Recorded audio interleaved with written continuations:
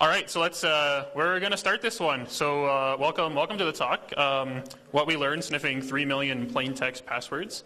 A little bit about myself first off, so you have some idea as to who's talking to you up here. So my name is Michael Spaling. In my professional life, I lead the security operations team at the University of Alberta. So the U of A is one of Canada's top 5 research-focused universities. It's a couple hours north of here in Edmonton. I've been in InfoSec for about 10 years, got my start in the small, medium business world, mostly dabbled with, like security appliances and whatnot. The majority of my experience has been at the university in a very large enterprise environment, focused mostly on network stuff. So that's a little bit about what we're going to talk about today. Handful of responsible disclosures to my credit. Some of that stuff you can just find on Google. Example, I did a talk at BSides Las Vegas last year on abusing whitelisting methodologies and antivirus products. So hacked up Zamana, Malwarebytes, and some other stuff. Some of that stuff's public, some of it isn't. But the honest reality is, I'm sure many of you guys can relate to this. I usually spent my teens and 20s hacking around computers, doing cool technical stuff. And then I hit my 30s, and now I find myself in management. So funny thing is the U of A last year actually started a formal security team and promoted me to the lead. So my roots are all in network technical stuff. I really enjoy that, and I'm currently in the transition process into management. So most of my days now are just spent looking at spreadsheets, attending meetings, and really wondering where everything went wrong. But there you have it. So here's a little bit about what we're going to talk about today. Quick agenda slide. Why sniff for credentials? Obviously, as security staff, we tell people someone might be sniffing your creds. Well, we're actually doing it at the university in production, but for a benevolent reason. We're going to talk quickly about how we're doing it, just to give you guys some idea as to what it took to actually get this thing running. My goal by that point is to have at least one person in this audience go, I'm going to do this when I get back to my environment. Fantastic. Something you should know about, which is why we have technical caveats here. And the last couple parts there is when we embarked on this, the intent was just to protect our environment and our users and our credentials. But holy hell, we learned a ton about the state of the internet and encryption. And despite there being a lot of advances in that area, when you have a pool of 3 million credentials to dig through with corresponding services and whatnot, you learn some stuff. And then the last part is going to be the human element to this. So despite being technical, I think I've learned that the people element of security is something that is very important. So funny things happen when you walk up to a person, you just give them their credentials, and they had no idea that anyone was sniffing this stuff. So we're going to talk about reactions. And then if we have time, we'll have Q&A. That'll be at the end. So some key takeaways for this. First and foremost, your passwords are valuable. You should protect them. No kidding. That's beating a dead horse, but it is something that we should mention here. Credential theft requires multiple layers of defense. This is not a single silver bullet solution. If you're sniffing creds, great. If you're not sniffing creds, you probably should. It's just another thing you can do to protect yourself. But really the key item here is number 3. So password sniffing can be implemented relatively easily and provides you with a world of actionable insight into your environment and what your user base is doing. So shameless thing to some of the vendor people in the room here. If you really want to get my attention in my professional job, give me a product or something that is actionable, that actually spits out stuff that I can deal with. I don't really dwell in the theoretical. I really like the tangible, hands-on stuff that shows we're securing our environment better. And you're going to learn that it's actually really easy. Many of you probably have technology that can do this already. Maybe just haven't considered how to do it. So one of the reasons we went building a password sniffer is something happens every single year at the University of Alberta. It's this annual thing. We call it the annual budget crisis. So we come in here, we need money, we want to do something, and someone said we need to find a better way to secure our passwords. So we built this password sniffer with relatively little money. It was just added on to an existing investment. So I do want to clarify some stuff just so people are all on the same page here. The presentation today is not about phishing. Phishing is going to play a role, but I assume everyone knows what phishing is. If you don't, Google it, read about it for 30 seconds, join us back in the presentation. And we're not going to talk much about password stats either. I think a lot has been said on both of those topics. There's not much that we can add to the conversation, but we can talk about why we're sniffing creds and the value. So why have we been sniffing for credentials at the university?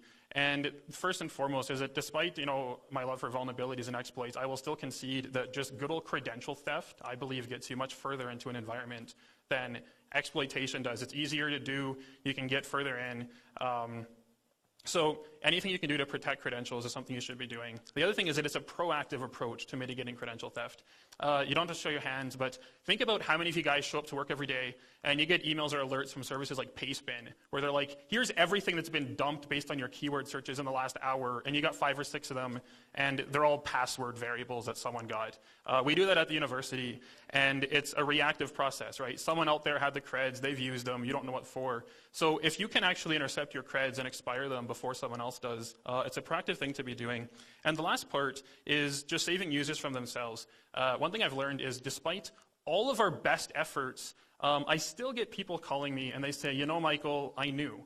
Everything about this was bad. The alerts were bad. My browser said it was bad. My client said it was bad. You said it was bad. Everything was bad, but you know what? I still entered my credentials and I gave them to the bad guys anyways. So I'm like, all right, I don't know what to do here. So this is one more thing you can do as a final ditch effort to save them, and then you just lose all hope. So how are we doing this? This is kind of the key thing here. So what we've been doing is we've been looking for usernames and password values in unencrypted traffic to and from the public internet. So we're not sniffing U of A to U of A. We're not sniffing internet to internet. If we could, that'd be cool. We're going to talk about that later.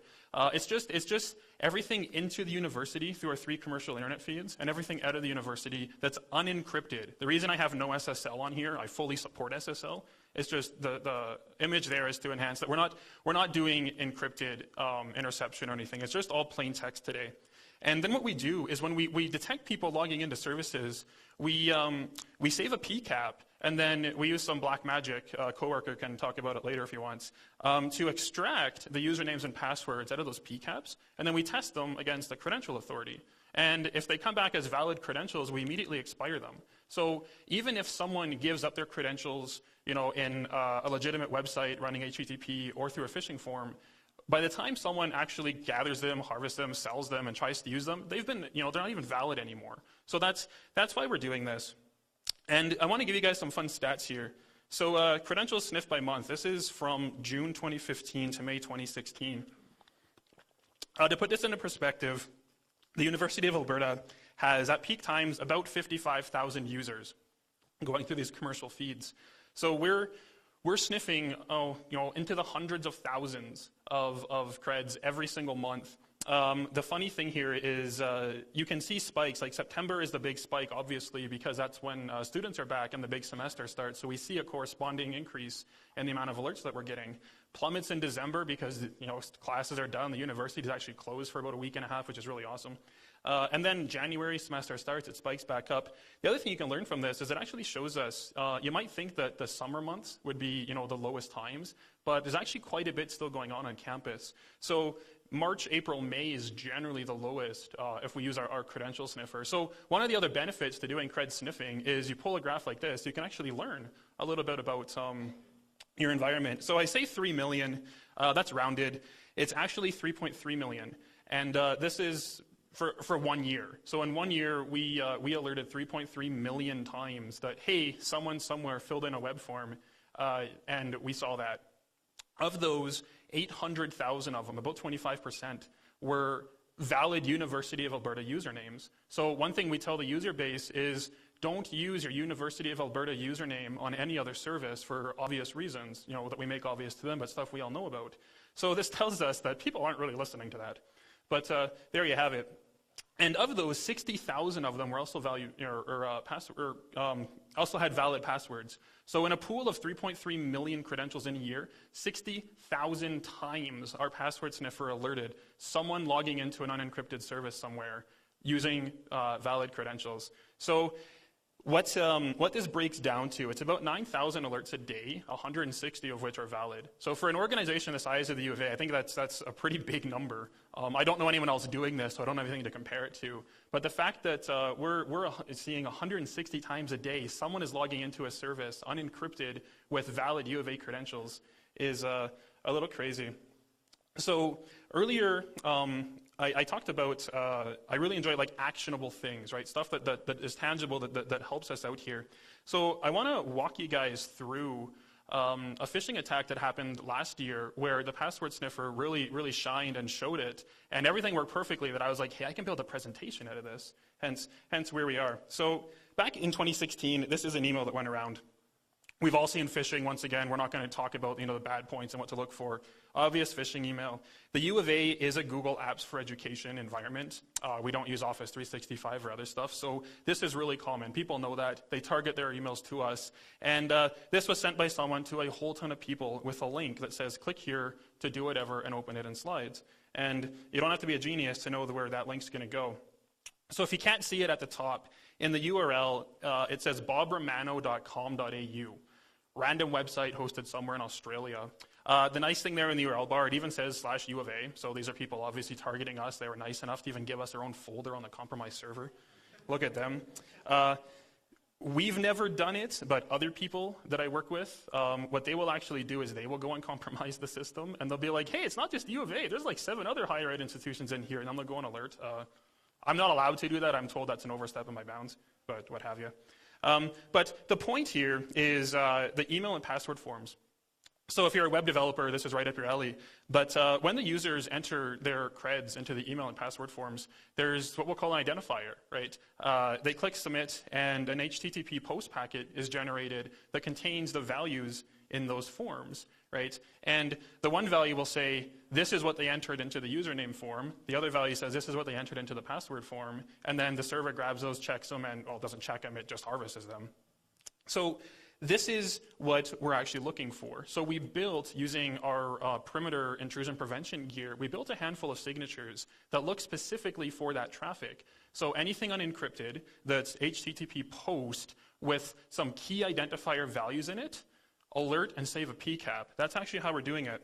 So in that example, this is what it looks like. If you go into Wireshark, just rebuild that stream, you can see at the top, the post is actually to WP content, which gives us a good indicator that odds are the hackers went and wrecked their WordPress installation, but that happens all the time.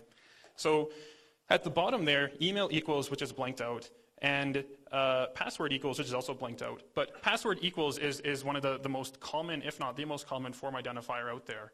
Vast majority of people who are building websites with login forms, they will use password equals as the identifier for that password field, which is fantastic because our sniffer sees this. And then you can see that that account was expired by myself. And what was nice is that everybody who went to this website and entered their credentials, this thing alerted like crazy. We went and pulled all the PCAPs, expired everyone's creds, and I don't know, a week later, someone's going to buy that on the, some black market somewhere for $10 and be horribly disappointed that none of this stuff works anymore because we caught it as it happened and expired it. So one thing I want to talk about is some of the common password form values. So we'll talk more about this when we get into caveats, but one thing that we learned was password equals, secret equals, pass equals, p-word equals, secret key, pass capital W and capital password. Stupidly common. Lots and lots and lots and lots and lots of forms out there use those values. So those are the 7 things that our sniffer is looking for. So it's looking for this in FTP, and it's actually not, never mind, we are looking at FTP, but it's different stuff, in HTTP only. So with these 7 signatures running in unencrypted HTTP, we are able to, in a span of a year, alert 3.3 million times and figure out 60,000 cases where people were logging in, which is quite crazy.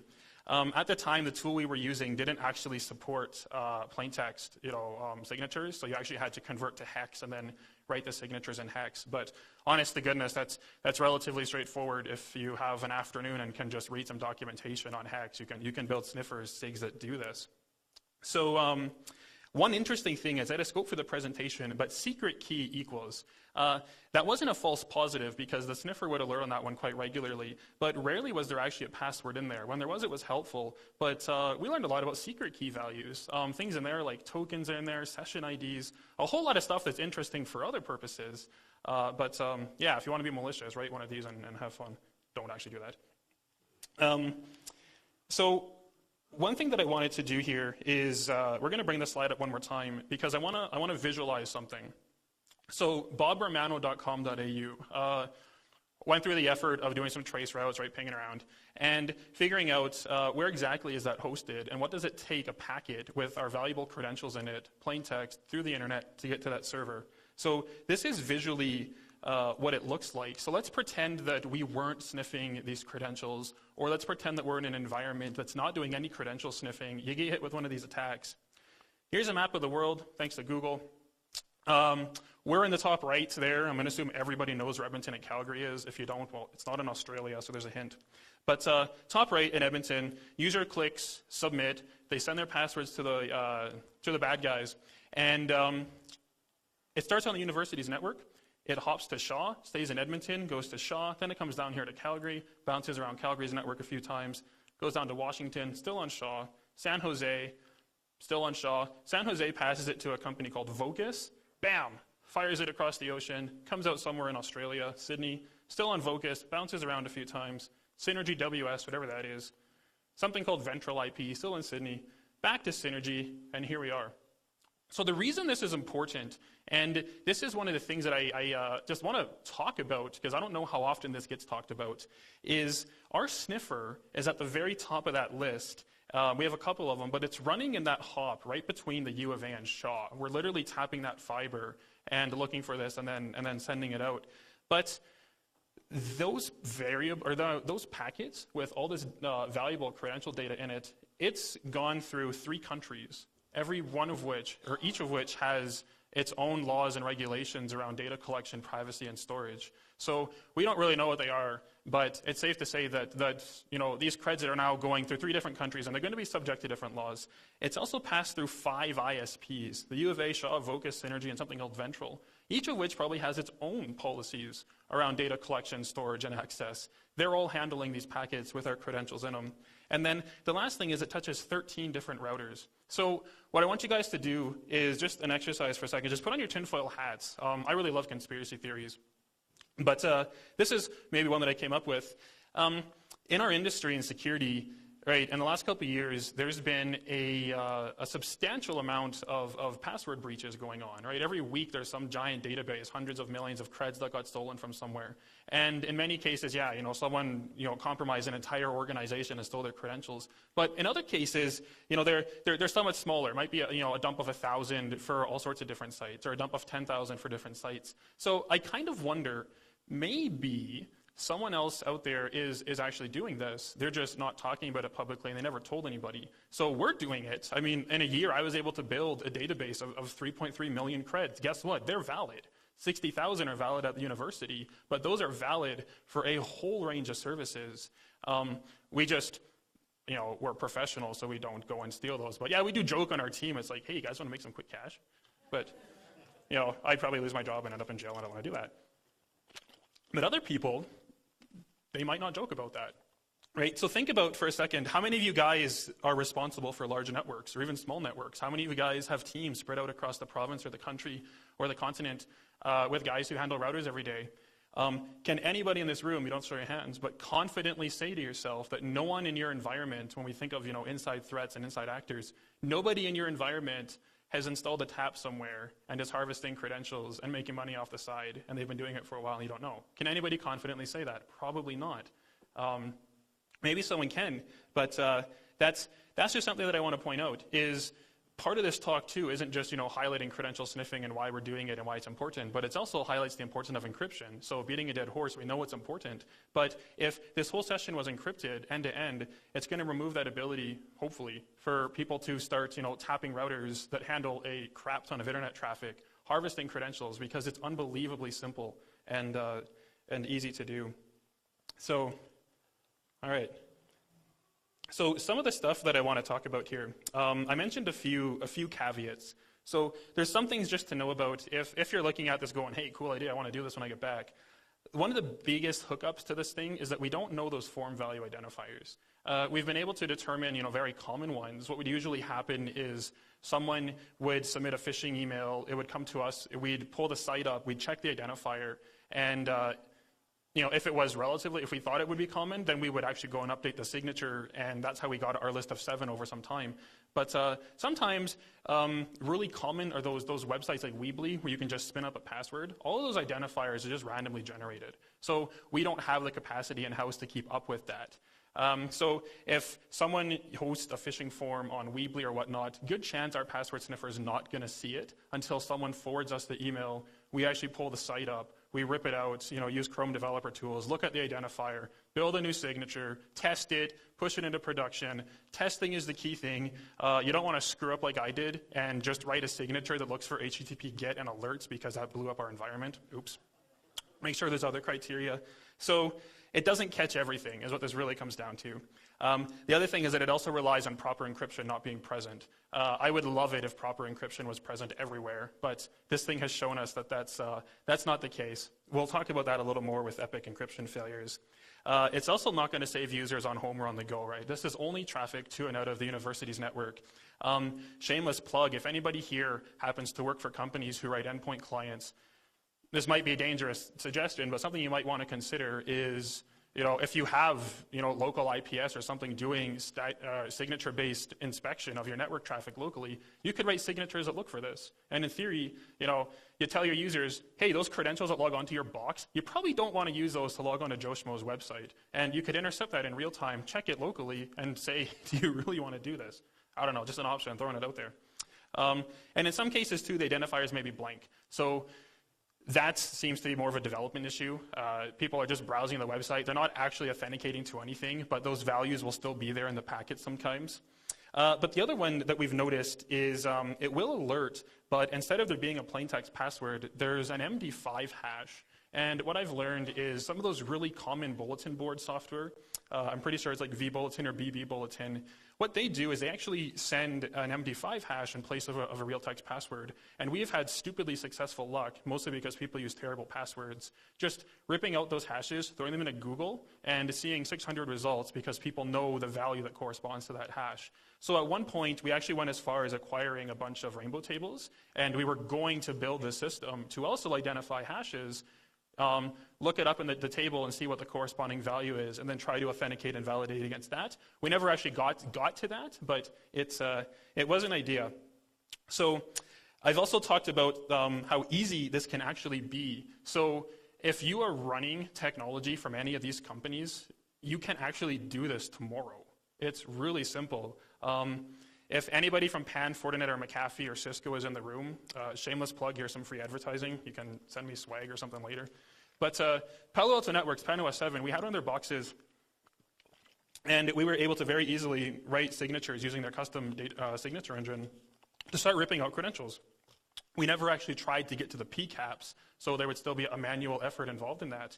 But the interesting thing is, earlier this year in February, Palo Alto Networks released PAN-OS 8, which actually has credential theft protection built right into it. So I don't know if it's exactly what we're doing, but if you have PAN boxes and you're not running PAN-OS 8, it's literally just, might not be that easy based on your environment, but you can just upgrade to PAN-OS 8, turn this on, and suddenly you're actually sniffing for credentials using the resources of a very large company, not just what a handful of people at the university did in their spare time.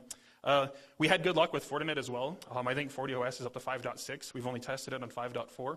Same thing. If it's got custom signatures on it, just pull their documentation for how to write custom SIGs. You can start writing SIGs that look for passwords.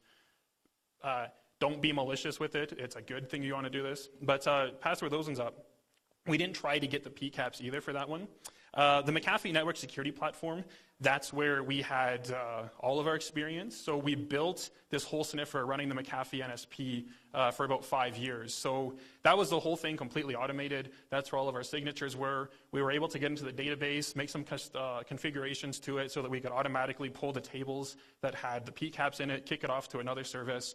The only downside was that every time we released a major upgrade was released and we upgraded, it completely undid all our database changes. So over the summer, we completed an RFP process, and we've actually migrated away from the McAfee gear, and we migrated everything to Cisco's Firepower gear. And Firepower is based on Snort. We intentionally haven't really looked at Snort from a signature point of view, because one of the things we learned with McAfee was we wanted to separate these services. So we kind of got tired of having to rebuild this thing every time we did a software upgrade. So now what we're actually doing is completely separating it. So we've moved to Firepower. We're building a dedicated password sniffing environment now. So we don't have this running here at the moment. So if you want to fish us, now's your chance. But you got about a month or so, I think, before it gets up. And if you are running Firepower, it really should work. So this is where we are. We've talked about why we're doing it, how we're doing it, some of the caveats here. One thing I really want to focus on, epic encryption failures. Man, we learned a ton about not all encryption is created equal. Not all websites are created equal. You can have 3 guys building web servers, putting HTTPS on them, and one of which no one will crack in a million years, one of which I could teach my 5-year-old to crack in 10 minutes. There is no standards there. So we're going to talk about it. But before I do, I can't make fun of other people before I make fun of ourselves.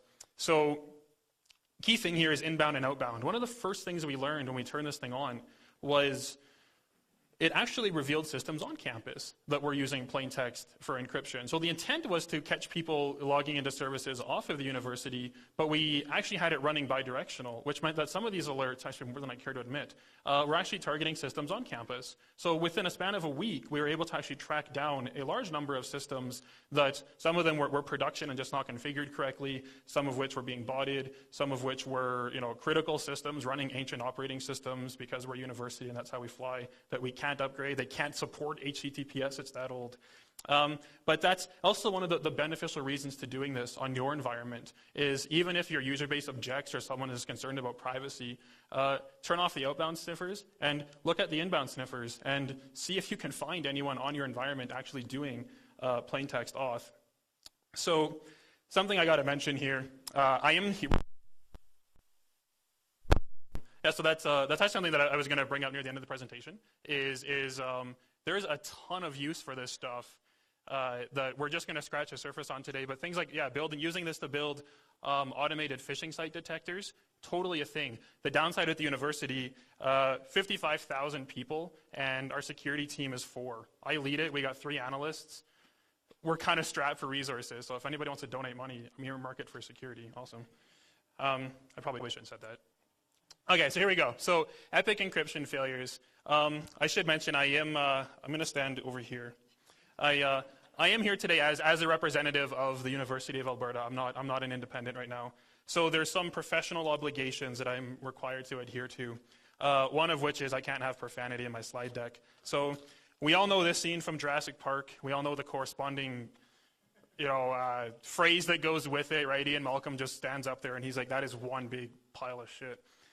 That's pretty much what's going to help us get through these next slides because we learned quite a bit. So we sniffed some very, very large, well-known companies in the last couple of years. We're talking Alexa top 25 companies here, more than one of them.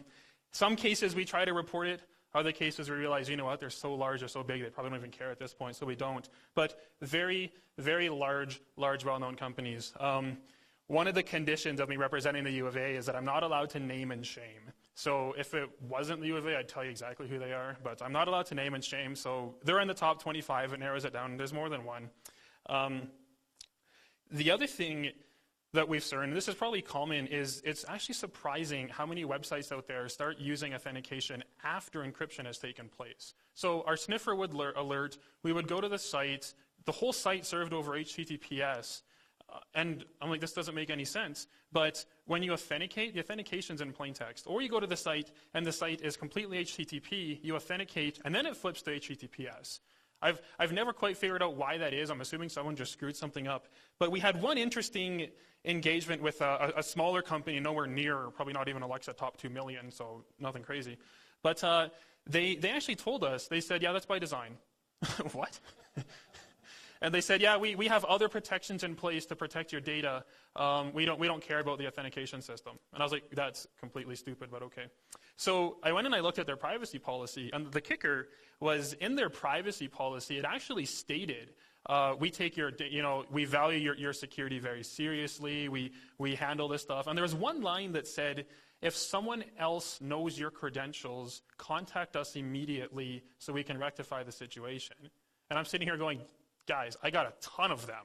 Like, I'm following your policy. And the kicker was the first attempt was down the technical track, not ripping on the technical folks on one of them, and that got us absolutely nowhere. But once we went down the policy track, it must have involved completely different people because within a week they managed to get it fixed, and they weren't doing that anymore. But yeah, anyone who's reported any type of bug or vulnerability in anything knows that sometimes you hit those scenarios where you got to trudge through so much crap to get to the right person to ultimately fix it.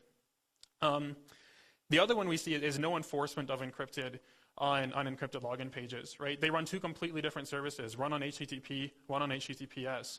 The obvious solution to this is to just redirect unencrypted to encrypted and, take the user out of the equation. One thing we've been doing at the university for a number of years is on some of the more critical services, we don't do any redirects. What we actually do is on the unencrypted version of the page, we remove the login functionality entirely, and we just replace it with a blurb that says, hey, you're on the unencrypted page, you didn't check your address bar for that S, put the S in there and do it yourself. And we use it more as an education thing. So that's one of the semantics of working at a university is sometimes we have to actually, educate the user base and apply it to some of the services that we run. What else did I have here? So hard-coded links to unencrypted login pages, there's really not much to say here other than if you're a developer and you have HTTPS everywhere, you're not redirecting or doing anything, and you're putting login, or you're hard-coding your links to the unsecured version, stop doing that. Just get it in your mind to put HTTPS up there. I don't know what it is about our user base, but holy cow, sometimes, I think this ties more to the Alexa top 25 stuff, but somehow our user base, mostly the student body, they will find the unencrypted form and they will find a way to make it work. They're not hackers, they're not trying to screw with stuff, they're just everyday people, not technical, using the internet.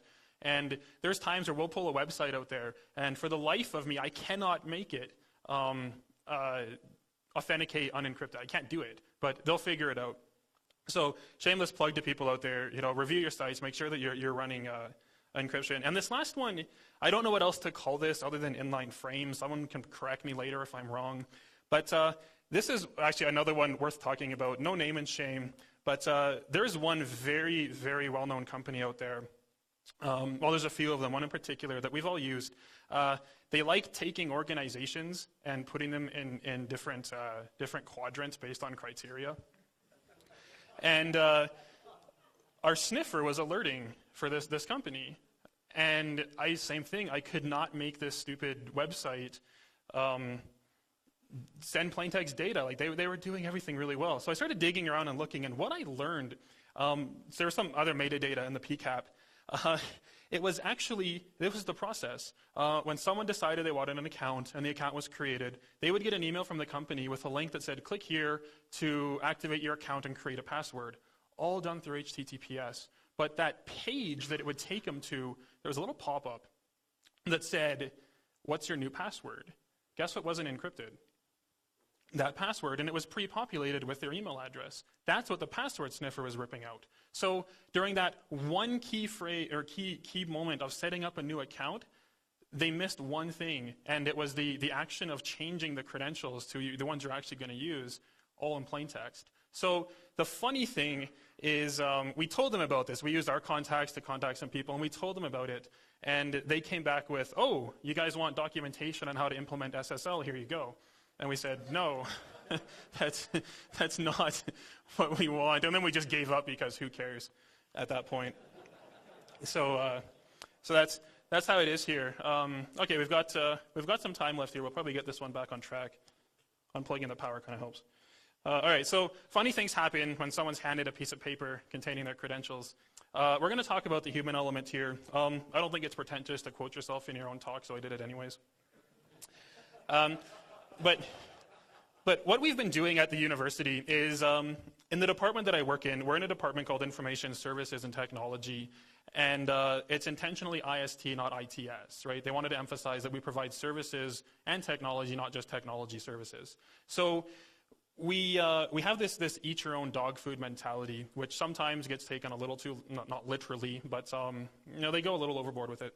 But in IST, what I would do periodically throughout the week is I had a bunch of filters set up that would actually tell me, here's the whole database of 3 million creds, but based on source network address, when someone in our department tripped this thing, it didn't matter if it was a valid U of A credential or not. What I would do is I would take that PCAP, I would print it out, do a trace route to the site, and then I'd just walk into their office and be like, hey, check it out. And the reactions you get from people are quite ridiculous. This one, obviously. But not nearly as common as people might think. In fact, there's only two that stick out that are actually worth talking about. When I talk about our password sniffer to people just in general, it's a very common thing people say back to me is, well, aren't people like, don't they get mad at you? And aren't there like privacy issues and whatnot? And I don't know, we were told to do this, so we did. But one guy got quite mad at me. He had been in the department for many years. You know, honestly, I think it was just bruised ego, right? The relatively young kid comes in, hands him his creds on a piece of paper, and you know, oh my gosh, right? And he got mad at me. You know, you're being big brother, you're violating my privacy and all this stuff. So I was like, well, go talk to the CISO because I'm just doing what I'm told. But there was only one other one. The other one's actually worth talking about too, because another guy, younger kid, and I caught him logging into his personal VPS. He had set up a VPS in some environment somewhere, and his admin dashboard was not encrypted. And our sniffer caught it. So I walked into his office, gave him his creds. He got a little mad at me, and he's like, yeah, that's just my VPS. Which is a really common thing, actually. Some people, they don't even, like, it doesn't even occur to them that I just gave you your credentials for your personal system. They're just like, it's just my VPS. So I was like, well, it's my VPS now. Probably the wrong thing to say. Didn't really like that, so it kind of got a little heated. I'm a pretty chill guy, so I'm like, whatever. Everyone blames me for everything because we're in security, so hey, let me have it. And then he drops this bombshell. He says, yeah, well, if I just encrypted my login, you can't do this to me anymore. I was like, no shit. Like, that's the point, right? Using encryption is not circumvention of our password sniffer. It's called doing things properly, right? Shameless thing here. Like, if you guys, honest to goodness, you want a quick win at work, this is one of those weird projects where no matter what you do, I don't think you can define it as a failure. Because if you actually get the sniffing functionality working and you see very little, you just be like, great, look at this. Let's sign this off as a win, right? Our environment's good. People aren't reusing their creds. Awesome. If you're like us and you get $3 million in a year, you go, great, look at how much work we have to do and all of this stuff. But we managed to shut some servers down. Cool stuff. But that was a very telling point. So the next one I get, this is the most common from the technical crew, is this. They go, oh my gosh, right? Many people, are aware of encryption now, obviously. It's a huge topic and debate out there. And most people are surprised, right? They pay attention to what they're doing, but in many cases, they're running on autopilot. And all of a sudden, Michael comes into their office with like, hey, look at these creds. And they're like, oh my gosh. One person for the rest of the week, whenever he bumped into me, he'd be like, dude, like, I can't believe I did that. I'm so sorry. Like, you must think I'm the biggest idiot. I'm like, no. This is a password sniffer. It's not an idiot detector. Unless you trip it like 10 times, then you're out of hope. But yeah, most of the time they're really good. But the other one that I get is this, just the deer in the headlights. What the hell are you talking about? I get this out of the non-technicals. So this is out of the HR units, the finance units, the business analysts, the project managers. No one's throwing a shoe at me, okay. Every now and then there's the one PM that's like, I'm technical, I set up the SharePoint server. I'm like, good for you. Sorry, hopefully there's no PMs, you can rip on me later. But the point with this slide is I had to change my approach, right? The technical stuff, I can walk in and be like, here's your creds, here's a URI, yeah, idiot, because I know them well. And they get it, but not these ones. The approach for these people, completely different, right? I can't use the technical approach. I have to appeal to their, I don't know what the word is, but explain to them, this is why encryption is important. This is why it protects you, right? Let's go through that site. What's actually on there? Oh, my home address is on there. My part of my credit card is on there. I put my SIN in it because I do that sort of thing. And then you realize that you understand that there is literally stopping nobody out there other than, some morals and ethics from doing what we're doing, but doing it on one of those 13 routers we showed earlier and taking your credentials and logging in as you and harvesting your data. And they go, holy crap. So at the end of the day, what it really comes down to is this, is people are relatively happy to see this. I've other than those first two scenarios, which are really rare, most people are happy. And the password sniffer has not only saved us numerous times with phishing attacks and what have you, and learning about our environment and what have you, and learning about our environment and the environment out there. But I now have people come up to me quite regularly, and they're like, hey, Michael, I got a website out here. I don't know if it's good or bad, can you check? And I'm like, oh my gosh, like progress. They didn't just log in, they actually said, hey, someone check this. And then what we did is we went one step further, almost unwinding it down here. We went one step further, and we trained our service desk on this. So now our service desk and some of the other teams are fully capable of looking at websites and knowing what's encrypted, what isn't, what to tell the users, which means we can focus as a security team on other stuff and just let this thing deal with itself in the background. So we're winding the presentation down here. It's almost noon. I just want to restate and then do some special thanks, and then we have some time for questions if you want. So to restate, your passwords are valuable. You should protect them. I think we all know that. Credential theft requires multiple layers of defense. This is just one additional thing you can do to protect your environment. And honest to goodness, it can be implemented relatively easily, especially if you already have like network security appliances that support custom signatures out there. Most of it's really well documented. Some of those companies, it depends on your support contracts, but some of them, you can just send them a ticket and be like, I need a signature that rips out passwords, and they'll be like, here you go. No questions asked. So we're pretty much done. I do want to say special thanks to a few people. I've been the guy up here talking about this, but now that I'm in management, it would be horribly inappropriate if I took all the credit for it. Because really, I mentioned that we're in the process of porting off of the McAfee into a dedicated environment. I haven't had much involvement with that, but two people have. So the first is Kirk McKenzie, and the second is Tyler Antonio. Those are their Twitter handles. They're both coworkers of mine. Kirk is actually on my team. He is here today in the back. I know he loves the spotlight on him, so he's going to rip me a new one later for doing this. Tyler's not here, but Kirk is. He's around. You can talk to both of us if you want to learn more about this. And one shameless plug for YegSec. I think it's appropriate to bring up in this environment because I wasn't at BSides Calgary last year, but there were a few people from Edmonton who knew absolutely nobody. They came down by themselves. And one of the things that spawned out of BSides Calgary last year was YegSec, which is now a very rapidly expanding group of security people in Edmonton, open to anybody. So it's a group that I wish I learned about and joined much earlier. They're incredibly supportive. There are people from all industries, all different backgrounds, whether you've been doing security for 30 years or you just learned about it yesterday and you want to get started. Look us up, look up the events. Absolutely fantastic. And we've got like 2 minutes, so if there's questions or something. Oh yeah, 10 minutes. The more questions you ask, the longer it's going to take you to get your lunch, so you guys decide. Anyone? Right in the front. Hi. Thank you. Great presentation.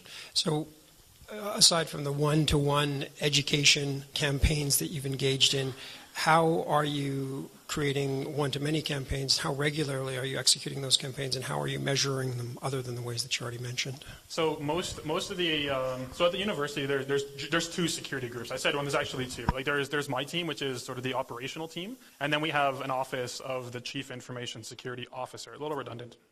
A lot of the campus-wide campaigns are out of that office. So our CISO is a guy named Gordy Ma, and we work with Gordy, but Gordy is ultimately responsible for all of the campus-wide education. So things like password stats and whatnot, it's not something that we've incorporated, but I think it's something that we should do. So currently the focus is on password security. Phishing is quite a big one, but one thing that I think we need to focus on more is document attacks, right? So I think the Cisco guys are talking tomorrow about malware coming in through documents and whatnot. That's something we're seeing at the university. I would say we probably get more of those than we even do phishing. So some of the stuff that I've said is as cool and interesting as this is.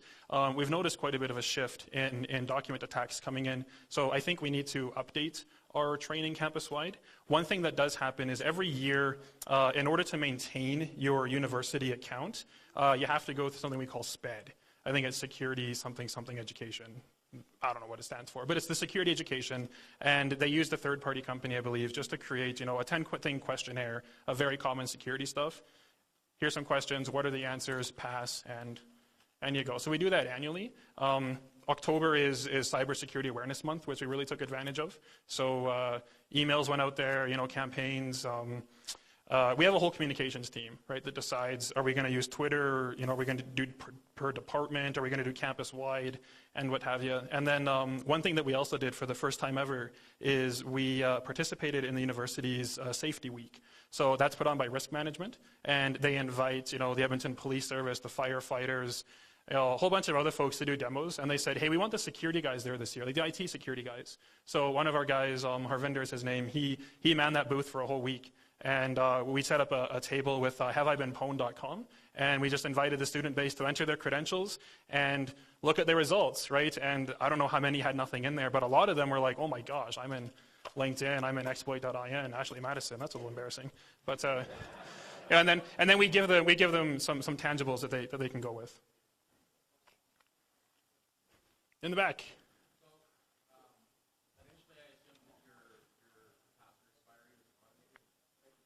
Mm-hmm.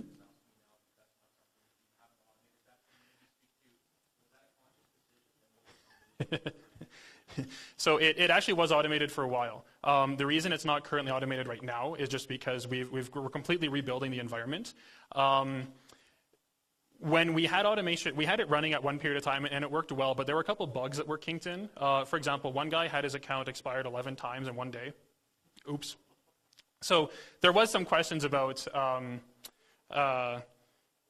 we definitely need to build in the automatic expiration, but there were some bugs that have occurred. So how I got like the 50 or like the 60,000 stats, like that's when automation was currently running and this whole thing was going.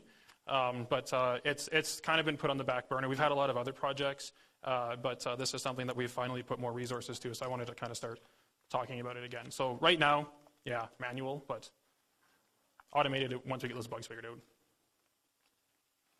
I'll go here again, and then we'll go back up there. Have you considered implementing something like a leaderboard, i.e. a wall of sheep? It's somewhat anonymized, but that would bring the naming and shaming home. Not to totally call people out, but to incentivize them. I would love to. It's definitely. So the question was really, can we name and shame our user base? I would love to do that. It is something I have mentioned, right? So we're not doing it yet for this, but it is something we should do. Like obviously there's going to be repeat offenders. Sort of tied to that question is our copyright infringement system. We're going to start doing that very quickly. So we get 11,000 literally copyright notices a year, and we have to automate all of that, which is done. But last week I finally got the list of the top 10 people, and then for them, yeah, like that's going to be an actual. Probably you got to come. We're going to talk to you, right, and say this isn't something you can ignore anymore, right? One-offs, whatever. But if you're generating 10% of our alerts, it's probably time to talk to you. So, good question, and I think it's something that we should implement. We would just have to do it in an anonymized way that satisfies the privacy and the lawyers and what have you. But yeah, that'd be cool. Just log in and look at our shame wall. That'd be awesome. Josh.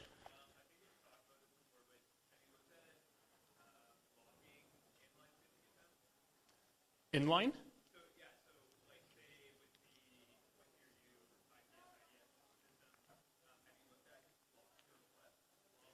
Yeah, definitely. I have an email in my inbox that's been pending for literally 3 months. It's a reminder to myself, and it says nothing more than we can block URLs with the new DNS system, which is my constant reminder to do this. So when users report a phishing email, there's going to be a delay. No matter how we measure it, there's going to be a delay between the user going out and people getting it versus someone actually telling the security team, which is kind of where the sniffer comes in. But ultimately, yes, what I would like to do is have an automated system that even our service desk could use where, that might be dangerous, but where they put in a URL, they click go, and it manipulates DNS, and we can go out. But whether we would do that with our existing IPAM, do it with a service like OpenDNS or Umbrella, do it with the DNS dropping functionality on Firepower, I don't know. But yeah, it is something we've certainly considered.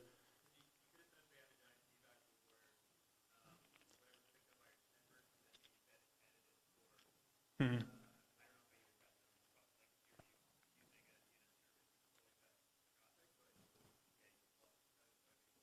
Yeah, I agree. Another one, sure, keep going. I'm here all day and tomorrow, so. Okay, last one, sure. Can you speak a little bit more about the technical bits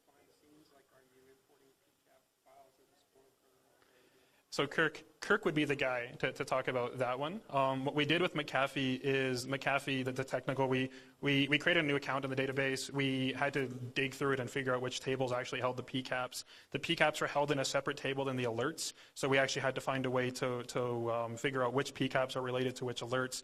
The PCAPs are in a blob format, so we had to extract that, reverse the blob, and then do some, I don't know what the word would be, magic, sure, we'll call it magic, to actually go into the PCAP itself, extract those fields that we need, and then pass it off. So tweet Kirk. Sorry, hopefully I'm not. He's like, damn it, Spaling. Yeah, Kirk could definitely talk to you about more of the technical behind-the-scenes stuff. So, well, that's it. Let's go have lunch.